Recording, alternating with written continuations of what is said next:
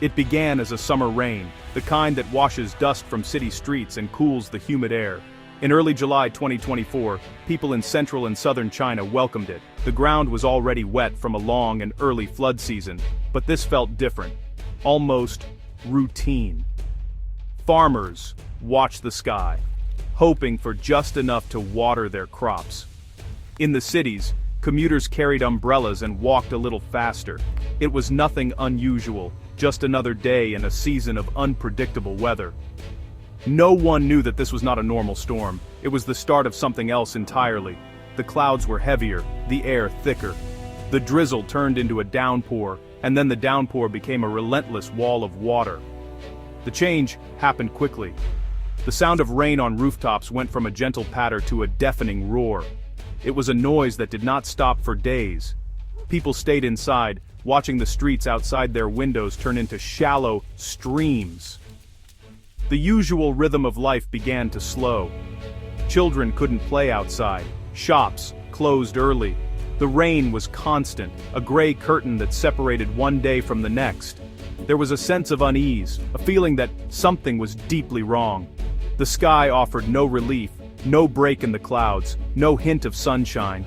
It was just water, falling endlessly from an iron-gray sky. This was not the life-giving rain of summer, it was a siege. As the first day turned into the second, then the third, the feeling of unease grew into genuine fear. The water had nowhere left to go. Drains and sewers, overwhelmed hours ago, began to push dirty water back onto the streets. People living on the ground floors of apartment buildings watched anxiously as the water crept up their steps. They moved furniture to higher ground, placing valuables on tables and shelves. The simple act of looking out the window became a source of anxiety. How much higher would it get? When would the rain finally stop? The questions hung in the air unanswered as the sound of the deluge continued its endless drumming against the glass. The world outside shrank. A trip to the corner store became impossible. Roads disappeared under the rising flood. The familiar landscape of neighborhoods and parks vanished, replaced by a murky, brown expanse of moving water. People who had lived in their homes for decades had never seen anything like it. They called their families and friends, their voices tight with worry. The stories were the same everywhere. The rain was still falling, and the water was still rising.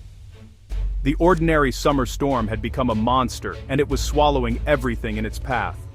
The initial relief of a cool rain had long been forgotten, replaced by a chilling certainty that this was a disaster in the making. The transformation of the landscape was terrifyingly swift. Small creeks and gentle rivers, places where children played and people fished, became unrecognizable. They swelled with the runoff from the relentless rain. Their currents, once slow and meandering, grew fast and violent. The water turned a muddy brown, filled with debris. It carried with it tree branches, garbage, and anything else it could tear from its banks. The sound of these once quiet streams changed. It was no longer a peaceful gurgle but a deep, angry roar. The water churned and foamed, a powerful force that tore at the earth, eating away at the very edges of towns and fields. These engorged streams poured into larger rivers, overwhelming them in a matter of hours. Across 22 provinces, the great arteries of China began to rise. The Yangtze, the Pearl, and hundreds of other rivers strained against their defenses. Levees and dikes that had stood for decades were put to the test. Water levels climbed past warning lines, then past historic flood marks. In some places, the water was so high that it lapped at the tops of the concrete barriers built to contain it. Engineers and soldiers worked frantically, piling sandbags in a desperate attempt to hold back the tide, but the rain kept falling, and the pressure on the riverbanks was immense. It was a battle against nature, and nature was winning. The moment a levee broke was catastrophic. It did not happen slowly. A small crack would appear, and then with a thunderous groan, a whole section of the wall would give way. A torrent of brown water would explode onto the land beyond. It was not a gentle flood. It was a tidal wave moving across the flat plains. It surged over farmland, destroying crops in an instant. It swept into villages, giving residents only minutes to flee to higher ground. The sheer power of the water was immense. It picked up cars and tossed them aside like toys. It smashed through the walls of houses, filling them with mud and debris. The landscape was being remade by a force of unimaginable power. What was once a patchwork of green fields and small villages became a vast, stagnant lake. The floodwater stretched for miles in every direction, reflecting the gray sky above. The familiar lines of roads, fences, and canals were gone, all of it buried beneath the murky surface.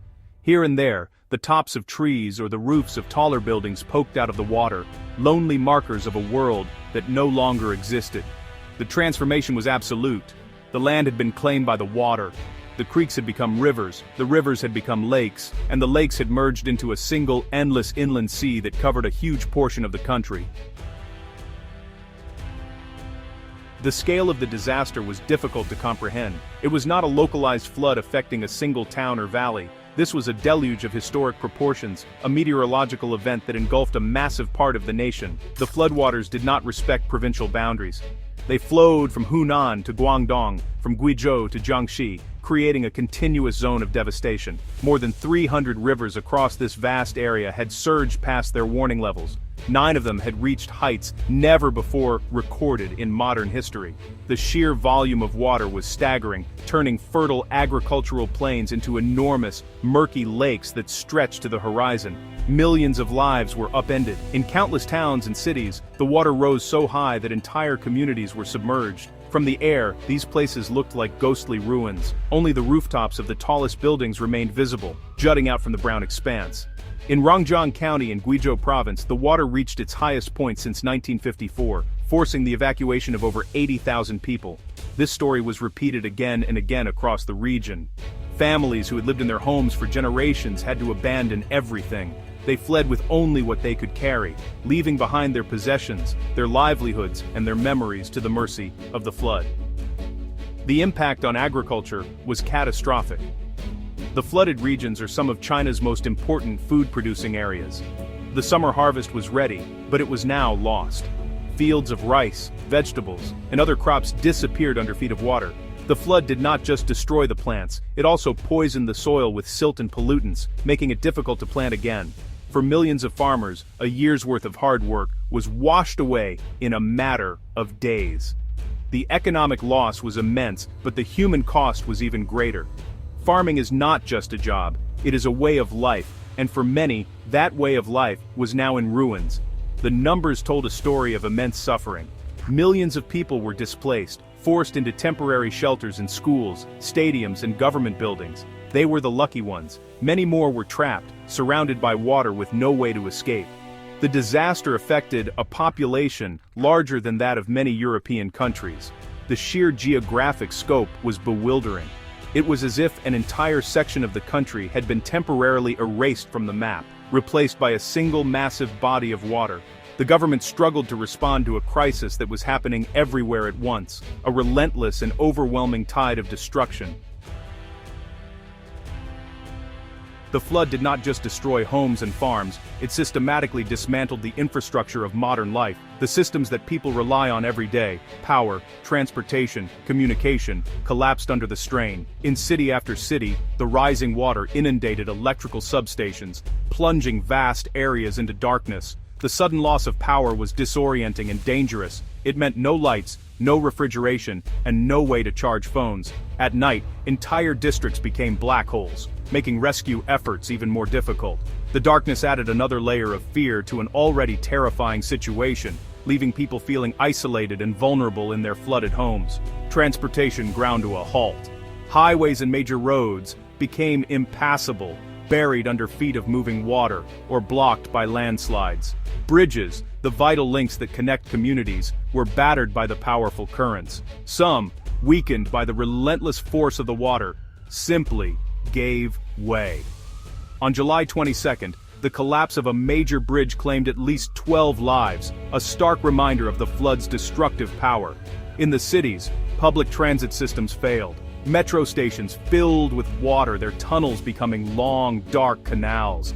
Buses and cars were abandoned where they stood, many of them submerged up to their roofs. The country's intricate network of roads and rails was severed, cutting off entire regions from the outside world. Communication networks, the invisible threads that connect society, were also torn apart.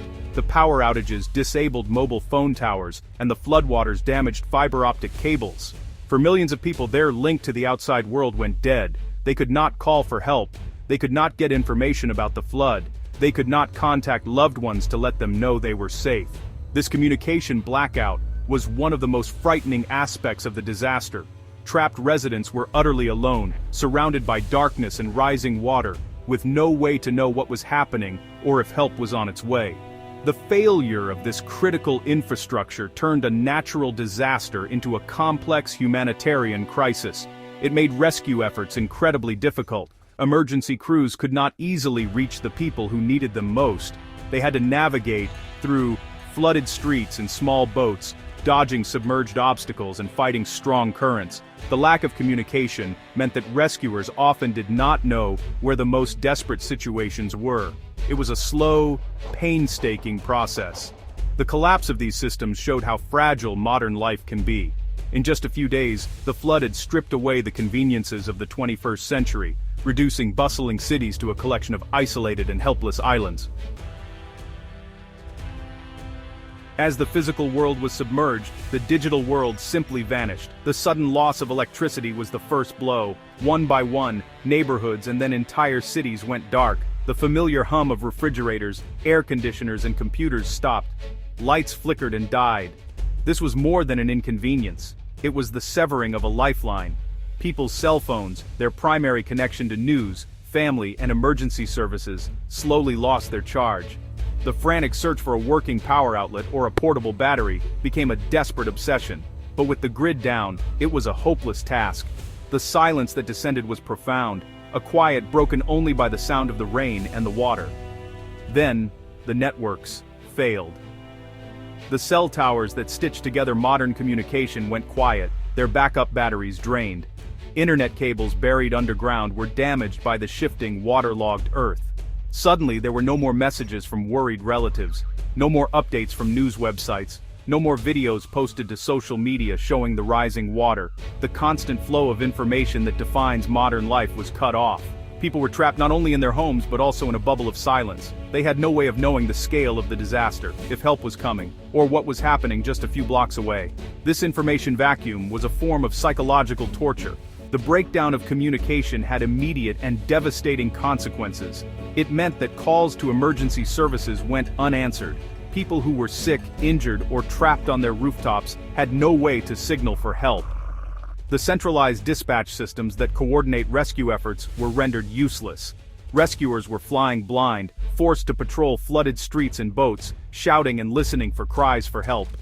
It was a return to a more primitive form of disaster response, one that was slow, inefficient, and heartbreaking. Countless tragedies unfolded in this silence, as people waited for help that was unaware they needed it. The invisible infrastructure of communication had proven to be as critical as any bridge or power line. In this enforced quiet, the world shrank to the size of a single room, a single building. People were left with only their immediate surroundings and their own thoughts. The absence of digital distraction forced a raw confrontation with the reality of their situation. They watched the water seep under the door. They listened to the strange sounds of their homes settling in the flood. They rationed food and clean water, hoping it would last. The silence was filled with anxiety and uncertainty. It was a stark reminder that for all its sophistication, modern society is incredibly fragile. The flood had not just broken the physical world, it had broken the connections that hold it together, leaving millions in a state of profound and honestly, terrifying isolation. As the water rose higher, it redrew the map of cities and towns. Streets, parks, and squares disappeared, replaced by a single, unified body of murky water. The only things that remained were the buildings. Each apartment block, each office tower, each cluster of houses on a small hill became an island. They stood as lonely fortresses in a vast, hostile sea. Their residents were marooned, cut off from everything they knew. The world was no longer a network of connected places, but a scattered archipelago of isolated survivors. Life became defined by the four walls of one's apartment, a vertical existence in a horizontal flood. On these islands, a new and precarious reality took hold. With no electricity, nights were completely dark. Families huddled together, using candles or the dim light of a dying phone to see. The silence was broken by the unsettling sounds of the flood, the groaning of the building's structure, the slap of water against the walls, and the distant crash of debris being carried by the current. People shared what little food they had, carefully rationing dwindling supplies of bottled water. They peered out of their windows, watching the water for any sign of change, their hopes rising and falling with every inch. They were trapped, waiting for a rescue that felt uncertain. The rooftops became the new public squares. They were the highest and safest points, places of last resort. People climbed up to escape the rising water in the floors below. They gathered there, scanning the horizon for any sign of help. They waved sheets, clothes, or anything they could find to attract the attention of passing boats or helicopters. These rooftops were grim spectacles of desperation. They held families with small children, elderly people who could barely move, and individuals who had lost everything. From these vantage points, they could see the true scale of the devastation. A city of water, dotted with other islands just like their own, each one a silent testament to the disaster. Rescue efforts were a race against time. Soldiers and civilian volunteers navigated the treacherous new waterways in small, inflatable boats. Their progress was slow and dangerous. Submerged cars, fences, and other debris created a hazardous obstacle course just below the surface. The rescuers moved from building to building, shouting up to the windows and rooftops. They pulled exhausted people from their precarious shelters, prioritizing children and the elderly. Each successful rescue was a small victory against the overwhelming chaos. But for every person saved, there were thousands more still waiting, watching from their lonely islands in the flood, praying that a boat would appear before it was too late. The megacity of Chongqing became a powerful symbol of the flood's urban violence. Built on steep hills and at the confluence of the Yangtze and Jialing rivers, the city's unique geography turned the floodwater into a destructive weapon. Rain that fell on its many hills was channeled into furious torrents. These flash floods surged through the narrow streets of the lower districts with incredible force. They were powerful enough to sweep away cars, buses, and anything else in their path. The water did not just rise, it attacked. In Punu County, a part of the greater Chongqing municipality, the Ditang River swelled by an astonishing 19 meters, a wall of water that erased everything in its path. The city's famous bridges, architectural marvels that span its wide rivers, became focal points of the disaster. The churning debris-filled currents slammed against their support pillars with relentless force. The pressure was too much for some. Several major concrete bridges, arteries essential for the city's daily life, buckled and collapsed. The sound of their failure was a thunderous roar that echoed through the flooded valleys. Each collapse was a devastating blow, not just to infrastructure, but to the city's morale. These bridges were symbols of Chongqing's modernity and strength. Watching them fall into the angry water felt like the city itself was being broken apart, piece by piece. The collapse of the bridges had immediate and dire consequences. Entire districts were physically cut off, transforming them into isolated islands within the sprawling metropolis. Rescue and relief efforts were severely hampered. Ambulances could not cross the rivers. Fire trucks were trapped on one side while fires burned on the other. Food and water supplies could not be delivered to the stranded populations. The city, known for its interconnectedness, was suddenly and violently fractured. People were trapped in their neighborhoods, unable to reach family members or get to safety. Their world shrunk to a small, isolated pocket of a vast and broken city. Below ground, another crisis was unfolding. The city's modern metro system, a source of pride and a key part of its transportation network, was completely inundated. Water poured into the stations, flooding platforms and filling the long, dark tunnels. The system was shut down, but the damage was already done. It became an underground river, a hidden and dangerous part of the flood. For the people of Chongqing, the sight of their rivers raging, their bridges falling, and their metro flooding was a profound shock. It was an assault on their identity. This tough, resilient mountain city was being brought to its knees by the sheer, untamable power of water. Behind the staggering statistics of collapsed bridges and submerged provinces lies a story of profound human suffering. For millions, the flood was a sudden and violent rupture of normal life. One moment, they were cooking dinner, watching television, or talking to their children. The next, they were fighting for survival. The rising water brought with it a primal fear. It was the fear of losing everything: your home, your possessions, your safety. People watched as a lifetime of work and memories was submerged in muddy water. The shock was immense, a feeling of disbelief that this could be happening to them, to their town, to their life. The loss was not just material, it was deeply personal. A family photograph album floating in the living room, a child's favorite toy washed away by the current, the small garden someone had tended for years, now buried under a layer of silt. These were the small, sharp pains that accompanied the larger catastrophe. For many, the flood took away their sense of place and security. Their homes, once a sanctuary, had been violated by the dirty water. Even after the flood receded, the emotional scars would remain. The feeling of being unsafe in one's own house, the constant anxiety every time it rained, these were wounds that would take a long time to heal. The experience of being trapped was a unique kind of horror. It was a feeling of complete helplessness. As the water rose around their buildings, people were powerless to stop it. They could only move to higher floors and wait. They listened to the sounds of the flood, wondering if the building would hold, if a rescue boat would come. The days and nights blurred together in a haze of fear and exhaustion. They rationed food and water, their conversations growing quieter as hope began to fade. This forced stillness, this waiting in the face of an advancing threat, was a heavy psychological burden. It was a trauma that would be relived in nightmares for years to come. In the aftermath, in the crowded and noisy evacuation centers, the true human cost was visible on every face. There was the blank stare of shock, the red eyes of someone who had not slept for days, the quiet grief of a person who had lost everything. People shared stories of their escape, of what they had seen, of who was still missing. They were bound together by a shared experience of loss and survival. The flood had washed away their homes and their past, leaving them with an uncertain future. They were survivors, but they were also victims of a disaster that had taken far more than just property. It had taken their peace of mind.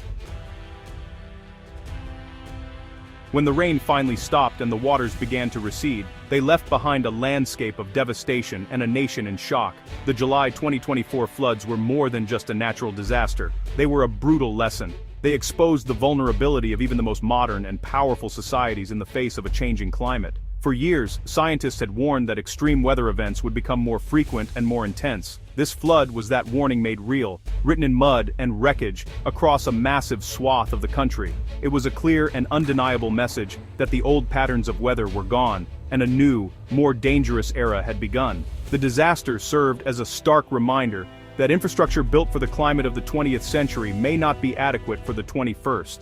China had invested heavily in dams, levees, and flood control systems, including the colossal Three Gorges Dam.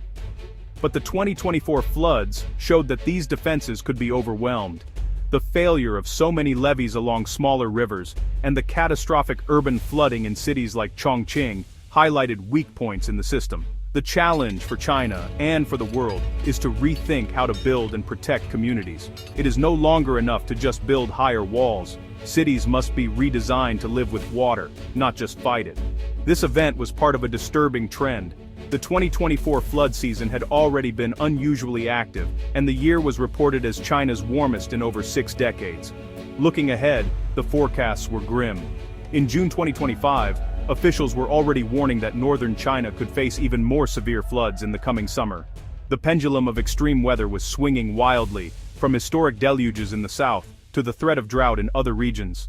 The flood was not an isolated event, but a symptom of a larger global instability. It was a preview of the challenges that climate change will pose for every nation on Earth.